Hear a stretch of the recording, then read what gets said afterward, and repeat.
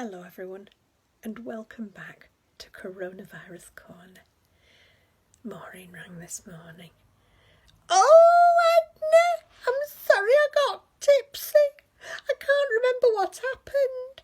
Did I ruin Patrick's birthday? I told her not to be daft. She'd made the day for him. And I asked how she was the next morning.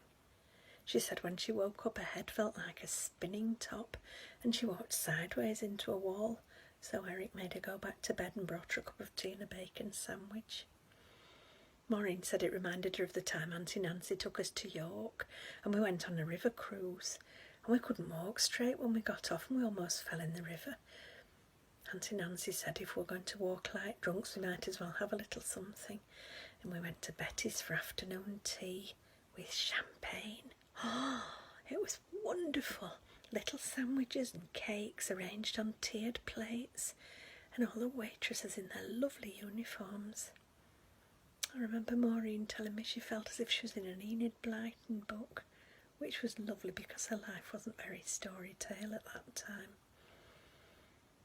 After we'd had tea, Auntie Nancy took us to the Minster for evensong. It was wonderfully atmospheric, until Maureen sneezed, made an old woman almost jump out of her skin, and she hissed at us in a foreign language. And I think it was because of the champagne. We got the giggles, and this woman glared at Auntie Nancy and said, "You shameful woman!" And then Auntie Nancy suddenly hiccuped really loudly, and we started giggling even worse because it echoed all round the minster and everyone was looking at us. And I was desperate to stop laughing, but I couldn't. And I pinched my leg, but it didn't work. So I got Maureen to pinch my leg. And then Auntie Nancy asked what we were doing, and Maureen said a bit too loud, "I'm pinching Edna's thigh, Auntie Nancy." And a clergyman was walking past in his robes, and the look on his face. Auntie Nancy said he looked as if he'd spotted Satan in the congregation at a baptism. And that set her off, and then she started snorting as well as hiccuping. And Maureen suddenly realised she needed the loo because she was laughing so much and there wasn't one. And we had to sort of carry her out, and we were still laughing as well. The more disapproving folk looked, the worse we got.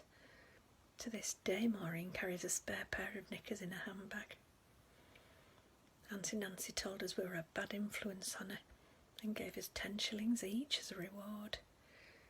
I got some expensive chocolates and a scarf, and Maureen spent hers on a bottle of perfume and a necklace.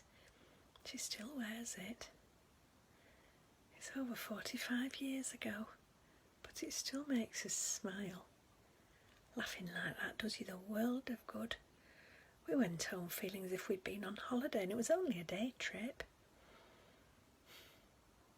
Today's sensible tip is, take a laughter holiday. Remember a time you laughed yourself silly and let yourself go back in your mind and relive it. And you won't need to quarantine afterwards. You take care, stay safe, and I'll see you tomorrow. Bye-bye.